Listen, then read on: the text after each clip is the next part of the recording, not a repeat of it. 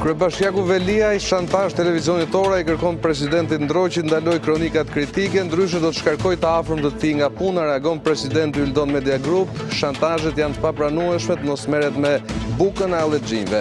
PS dhe PD kompromis për 3 çështje, zgjedhjet në pranverë dhe vjesht, dyvishohen fondet në buxhet për financimin e partive. Pandemia falimentoi bizneset, mbi 1000 subjekte kërkuan mbyllje, ndërsa 3000 të tjerë pezullin të aktivitetit. BE-ja hap kufit pas 15 qershorit, ende asnjë vendim për Shqipërinë, vendet jashtë Unionit do të presim për një marrëveshje.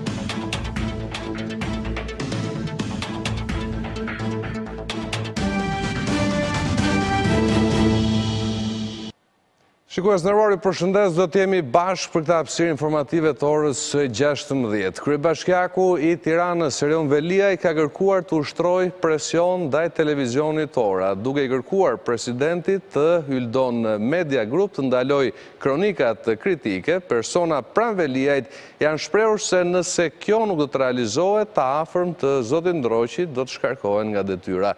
Në përgjigje të kësaj, televizioni thekson se këto shantazhe janë të papranueshme, edhe se cënimi i rrogës së punonjësve është shkelje e rëndë, edhe pse zbulon të vërtetën mbi kryebashkiakun.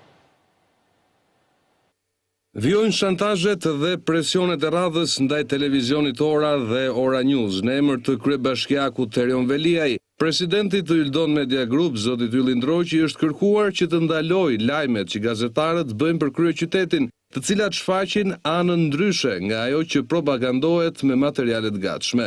Zoti Ndroqi është kërkuar të ndërhyjë për të ndaluar brenda 24 orëve lajmet që konsiderohen prej Veliajt kritik, dhe nëse kjo nuk do të realizohet, do të nisë largimi nga puna i të afërmve, miqve dhe kushërinjve që ai ka të punësuar në Bashkinë e Tiranës. Në këtë mënyrë duket se kryebashkiaku ka hetuar për të verifikuar mbi rrethin miqësor të zotit Ndroqi dhe në këtë mënyrë të ushtroj presion ndaj televizionit. Një formë e tillë konsiderohet shantazh dhe kërkesë që cënon rënd lirinë e medias. Sigurisht edhe një herë zoti Ndroqi thekson se nuk do të ndikohet dhe nuk do të ndërhyjë tek gazetarët për t'i ndaluar të kryejnë detyrën dhe misionin e tyre. Në përgjigje të Veliajt, presidenti i Yldon Media Group, zoti Ndroqi, shprehet: Lalieri, me qetësi se dashuri nuk ka pasur ndonjëherë mes nesh. I bëj me dije Lalierit se nuk kam punësuar njerëz në Bashkinë e Tiranës. Me informacionin që kam marrë, ata pak të afërm apo miq të mi që kanë kontratë në Bashkinë e Tiranës e kanë fituar atë vite më parë. Madje këtë të drejtë e kanë fituar me merit mbi 10 apo 15 vite më parë. Lalieri, ke gjetur rrugën e gabuar dhe njeriun e gabuar për të shantazhuar dhe për të ndaluar lajmet e gazetarëve. Nuk mund të shantazhosh media duke hetuar rrethin miqësor dhe duke u hakmarrë tek të punësuarit që me punën që bëjnë sigurojnë rrogën për të ushqyer fëmijët dhe familjen e tyre. Në media publikohen lajme, shantazhi është rruga më e gabuar për të ndaluar të vërtetën. Nëse e kërkon të bësh shantazh, merru me mua. Lalieri, me kërcënimet për largimet nga puna, votuesit do të kuptojnë se cilin kanë zgjedhur për të drejtuar kryeqytetin. E sigurisht, RTV Ora dhe Ora News do të vazhdojnë të qëndrojnë besnik shikuesit dhe parimit për të qenë sa më pranë të vërtetës. SPA ka nisur verifikimet për tenderat sekret Ministrisë së Shëndetësisë pas denoncimit bërë nga Partia Demokratike. Me një kërkesë drejtuar doganave, prokuroria e posaçme kërkon që brenda javës t'i vijë në dispozicion të gjitha të dhënat për materialet e zhdoganuara, sasinë dhe vlerën e tyre. Prokuroria e posaçme antikorrupsioni kërkon drejtorisë së doganave që t'i vërë në dispozicion të gjithë informacionin për materialet që janë zhdoganuar në periudhën e pandemisë. Më konkretisht, SPA i kërkon të di nga kanë ardhur këto materiale, çmimin si dhe sasinë e zhdoganuar. Kërkesa është drejtuar drejtorisë së doganave pas hetimit të nisur nga kjo prokurori për tenderat të cilësuara sekret të Ministrisë së Shëndetësisë gjatë periudhës së pandemisë. Nga ana tjetër, SPA paralelisht po kryen verifikime edhe në institucione të tjera përfshirë dhe deklarimet në tatime nga subjektet fituese të tenderave si të kontrollet e bëra në treg, nga institucionet si KLSH apo Autoriteti i Konkurrencës, ndërkohë që pas marrjes së gjithë informacionit të kërkuar do të nisë pyetja e personave të përfshirë në këto tendera si dhe përfaqësuesve të opozitës që kanë ndjeni për rrethanat e çështjes. Hetimet devijojnë dhe për tenderin e ushqimeve të Ministrisë së Mbrojtjes dhe ky i denoncuar si abuziv nga opozita. Për këtë hetim, prokuroria ka marrë në pyetje 6 persona, antar të Komisionit të Tenderave, ndërsa është në pritje të pyetjes së përfaqësuesve të firmës maqedonase.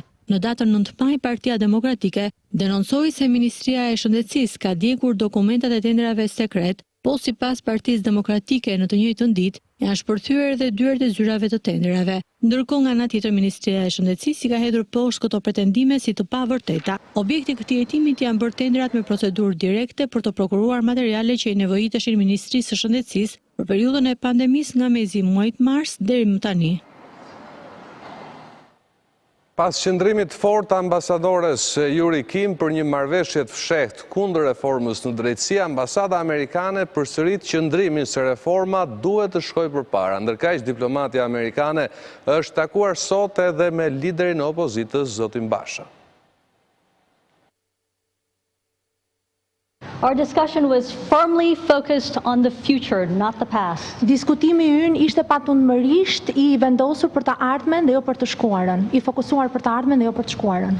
And in particular, we talked about the importance of leaders meeting the expectations of the Albanian people as they promised. Dhe veçanërisht folëm për rëndësinë se si udhëheqësit shqiptar duhet të përmbushin pritjet e popullit shqiptar, sikurse kanë premtuar. To conclude electoral reform by May 31st. Për të përfunduar reformën zgjedhore deri më 31 maj. By definition, the opposition has a very difficult job ahead of them. Për nga përkufizimi, opozita ka një punë shumë të vështirë përpara tyre.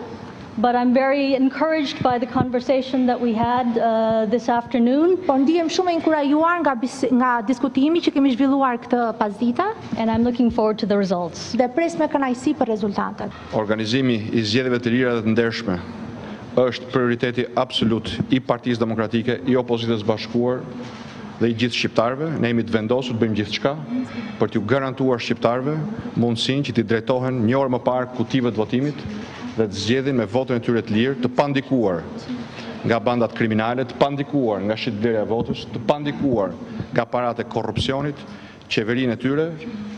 Jemi të vendosur për këtë betejë dhe do të bëjmë gjithçka që brenda 31 majit, një afat që ne ja kemi kërkuar dhe ja kemi vendosur kësaj mazhorance, reformat këtë përfunduar, Shqipëria të ecë përpara, mos mbat peng i të shkuarës, por të hap rrugën e integrimit europian dhe antarësimit të Shqipërisë në Bashkimin Evropian.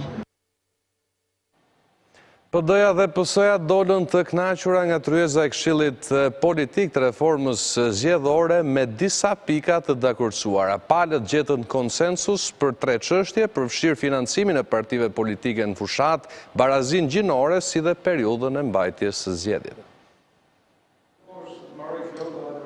Pas një mbledhje rreth 3 orë, Partia Demokratike dhe Partia Socialiste dolën të kënaqura nga tryeza e Këshillit Politik me disa pika të dakordsuar në nivel politik. Palët zyrtarizuan mirëkuptimin e arritura para pandemisë për të ndryshuar periudhën zgjedhore për t'i ardhur në ndihmë sektorit të turizmit. Sipas i dakordsimit, zgjedhjet e ardhshme parlamentare nuk do të mbahen më në qershor. Nga 15 prilli deri në 15 maj dhe nga 15 tetori deri në 15 nëntor. Do të mundsoj nga ana tjetër Presidenti i Republikës që të ketë të mundsoj datën e zgjedhjeve pa kufizime siç është deri më sot. Por Rudina Hajdari për këtë çështje kishte rezerva, pasi sipas saj u heqë drejtën e votës shqiptarëve që jetojnë jashtë vendit. Nëse ne ndryshojmë fashat e orarit të përgjithësve që votojnë, ne çfarë bëjmë? I mbyllim derën diasporës. Diskutimet e ashpra në tryezën me dyert të mbyllura pati për financimet e partive politike, që nga propozimi i parë, Partia Demokratike në fund ka pranuar një rrugë të mesme, por një financim miks,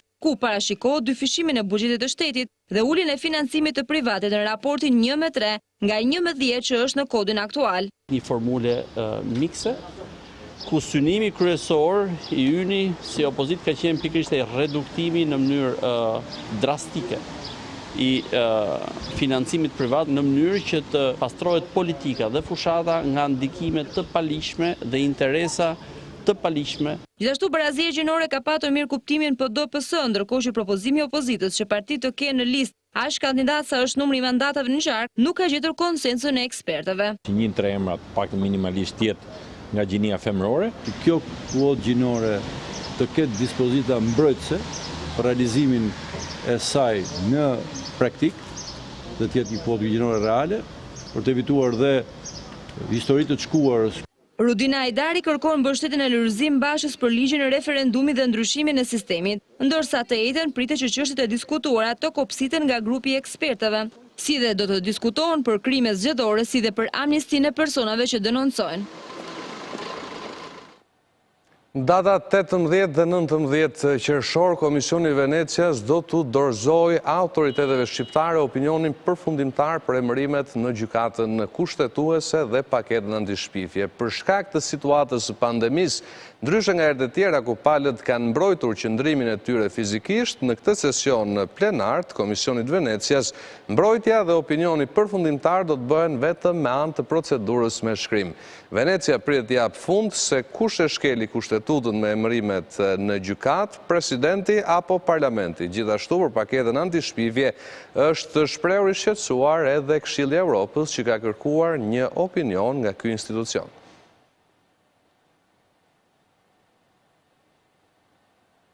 Antari i pezulluar i kolegjit posaçëm të apelimit, Luan Daci, ka qenë antar i trupës gjykuese dhe ka votuar pro shkarkimit të 38 gjyqtarëve dhe prokurorëve, mes të cilëve edhe disa antarë të gjykatës së lartë dhe asaj kushtetuese. Ndërkohë që KPA ka ngrirë procesin e vettingut për 46 dosje të tjera ku Daci është pjesë e trupës. Pezullimi Luan Dacit nga detyra antarit të KPA-s për shkak se ka fshirur një masë administrative në vitin 97, ka sjellë bllokimin e vettingut për 46 prokurorë dhe gjyqtarë të tjerë që janë në proces. Burime nga KPA bëjnë të ditur se vijimi i shqyrtimit të këtyre dosjeve në kolegjin e posaçëm të apelimit do të ngrihet derisa gjykata e apelit kundër krimit të organizuar dhe korrupsionit do të shprehet për kërkesën e SPAK për pezullimin nga detyrat të gjyqtarit Daci. Ai është antari i shtati i KPA-s dhe të dielën e 24 majit, gjykata e posaçme e shkallës së parë për korrupsionin dhe krimin e organizuar i komunikoi atij masën e pezullimit nga detyra, ndërkohë që pezullimi i tij nga detyra ka vënë të paktën në dyshim moral të gjithë vendimet që ka shqyrtuar KPA dhe ku antari i trupës gjykuese ka qenë dhe Daci. Ai ka qenë antari i trupave gjykuese në 38 vendime të kolegjit të posaçëm të apelimit, ku janë vendosur largime nga detyra për gjyqtarët apo prokurorët, për të cilët ONM dhe komisioneri publik kanë apeluar vendimet e KPK-s. Ndër emrat për të cilët Daci ka votuar pro shkarkimit janë ato të ish kryetarit të gjykatës së lartë Xhair Saganyori, ish kreu të gjykatës kushtetuese Bashkim Dedja, ish antarët e kushtetueses Fatos Lulo, Fatmir Hoxha, Altina Xhoxhaj, ish antarën e gjykatës së lartë Edmond Islamaj, Admir Thanza, antarën e KLP-s Antoneta Sevdari e Besnik Cani, ish prokurore Rovena Gashi e të tjerë. Struktura e posaçme kundër korrupsionit e kishte regjistruar më herët procedimin penal për gjyqtarin e kolegjit të posaçëm të apelimit Luan Daci për veprën penale të falsifikimit të dokumentave. Daci akuzohet se në aplikimin e kryer prej tij në shkurt të vitit 2017 për të emëruar si antar i KPA-s nuk ka deklaruar faktin se ndaj tij është marrë më parë masë disiplinore largimi nga detyra. Gjyqtari është shkarkuar nga sistemi i drejtësisë në vitin 1997 për shkelje të ligjit dhe paaftësi në detyrë.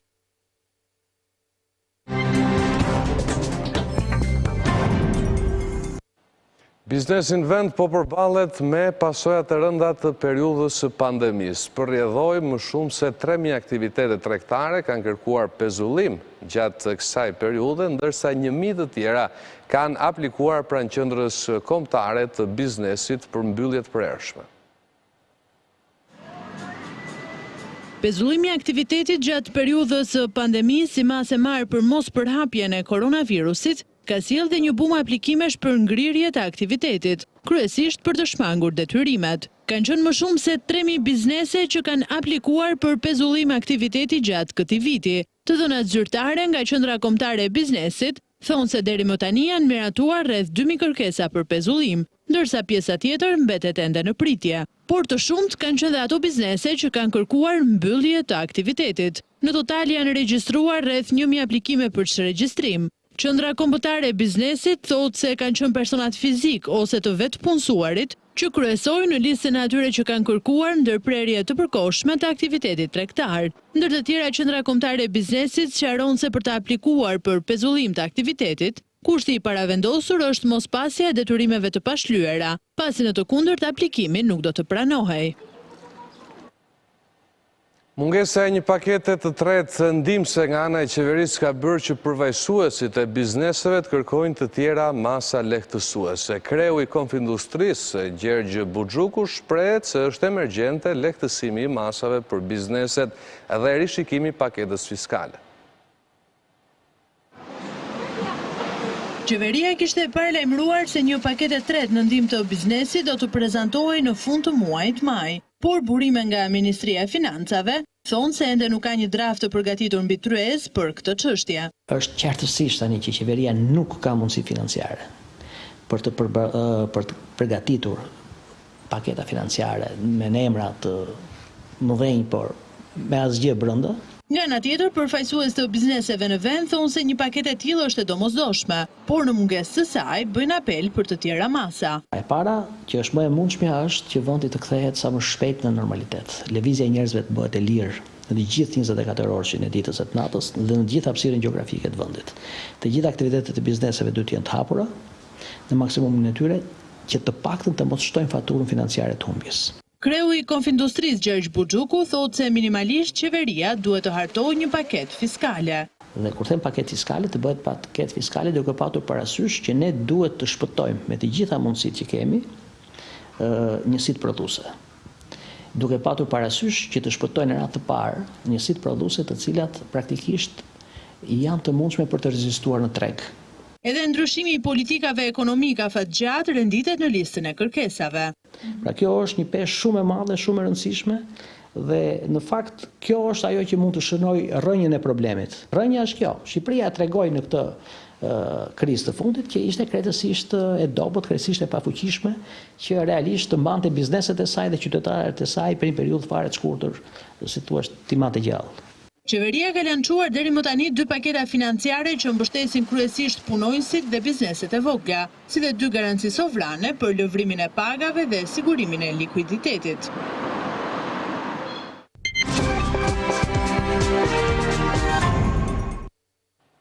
Krahas fasonerive edhe call centerat janë kthyer në vatra të rrezikshme të përhapjes së virusit korona. Ministria e Shëndetësisë raportoi për 25 raste të reja në 24 orët e fundit, shumica prej të cilave vetëm në një qendër të tillë. Call centerat janë kthyer në vatrat e reja të rrezikshme të përhapjes së COVID-19 në vendin tonë. Ministria e Shëndetësisë raportoi të martën për 25 raste të reja me koronavirus, shumica prej të cilëve në një call center në Tiranë. Janë testuar 173 qytetarë si të dyshuar të prekur me COVID-19 dhe janë konfirmuar 25 raste pozitive. Më konkretisht, janë 24 të prekur në Tiranë dhe 1 në Durrës, pjesa më e madhe me shenja klinike të sëmundjes. Ndër rastet e reja, janë 15 të prekur në një call center, kontaktet të një rasti pozitiv të identifikuar 2 ditë më parë. Ndërkohë që një 69 vjeçar nga Tirana ka ndërruar jetë mëngjesin e së martës në spitalin infektiv, duke e çuar në 33 numrin total të personave që kanë humbur betejën me COVID-19. Mëngjesin e sotëm ka ndruar jetë në mënyrë të papritur, pavarësisht përpjekjeve të mjekëve, një pacient 69 vjeçar nga Tirana, i cili po trajtohej në terapi intensive në spitalin infektiv. Në 24 orët e fundit ka sërish rritje të numrit të dështruarve në spitalin infektiv, ku aktualisht po trajtohen 17 pacient, 2 më shumë se një ditë më herët, nga të cilët 3 janë në terapi intensive. Nga fillimi i epidemisë, sipas ISHP-s, janë kryer mbi 14.500 testime molekulare dhe serologjike, ndërsa numri i rasteve të konfirmuara pozitiv në të gjithë vendin është 1029, ku prej tyre rreth 78% janë shëruar. Në vendin ton, aktualisht janë 193 persona aktiv me COVID-19, kryesisht në Tiranë, Durrës, Krujë dhe Shkodër. Parku në zonën e njohur të Ali Demit në kryeqytet është lënë pas dore nga Bashkia e Tiranës. Veliaj nuk ka bërë asnjë ndërhyrje aty gjatë mandatit, ndërsa prindrit dhe gjyshrit shprehen se disa hapësira janë edhe rrezik për fëmijët. Banorët e njësisë 1 e kalojnë kohën në këtë park, me sipërfaqe të konsiderueshme, por edhe me shumë probleme. Ndërhyrja e fundit është bërë nga kryebashkiaku Velia, i cili pavarësisht dëshirës së mirë, nuk arriti të evidentonte një problem shqetësues për banorët, Shatërvanin. Sipas tyre, ka vite që ai nuk është vënë në punë dhe e konsiderojnë rrezik për fëmijët. Ja, asnjëherë s'an hequr, asnjëherë. Vetëm sa ka mund të kunjat kot. Shumë gjithë të kunjë ashtu. Baba që rrezot ka hormone tjetër. Se këtë pse nuk ai I herë nesër në mas sa kohë pushoi. Të rregullojnë që mos vriten kalamajt.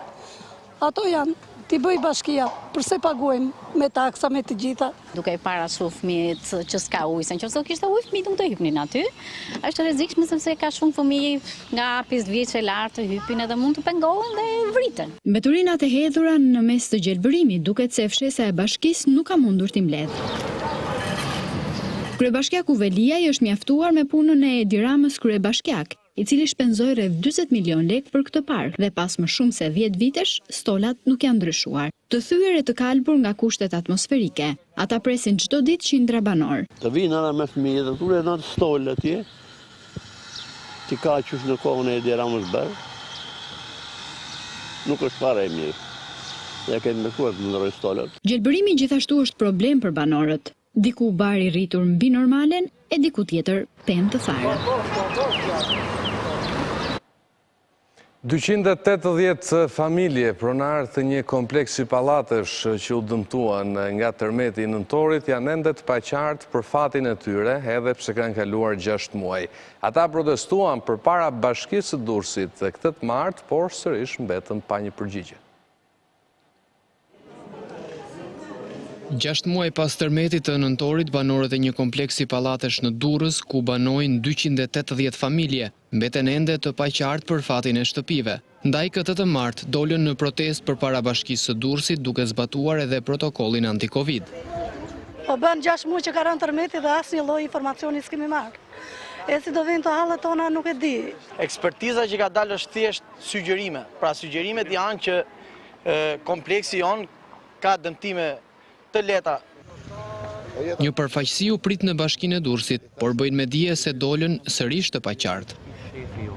Vetë Instituti I Ndërtimit nëpërmjet portalit të bashkësheverisjes na ka kthyer përgjigje që Bashkia Durrës e ka marrë këtë akt ekspertize që në muajin shkurt të vitit 2020. Pra ka një paqartësi dhe një konfuzion total që ne na bën të pashpresë. Nënkryetari I bashkisë për mediat sqaroi se ata ende nuk kanë ekspertizën e thelluar të Institutit të Ndërtimit, ndaj nuk ka vendim çfarë do të ndodhë me pallatin.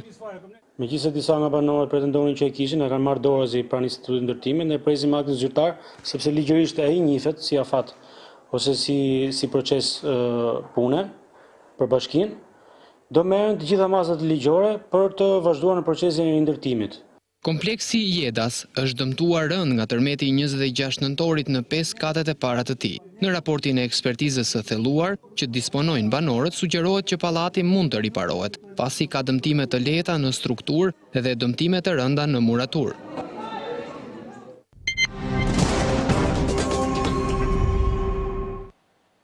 Ndërsa klasa politike kosovare pret vendimin e gjykatës kushtetuese për lishmërinë ose jo të dekretit një kryeministri të ri, krerët e shtetit në Kosovë janë të përfshirë sërish në akuzat drejt për drejta. Presidenti Thaçi e ka cilësuar Kurtin uzurpator të zyrës kryeministrit, ndërsa ky I fundit ka teksuar se kushtetuesja nuk duhet të ndikohet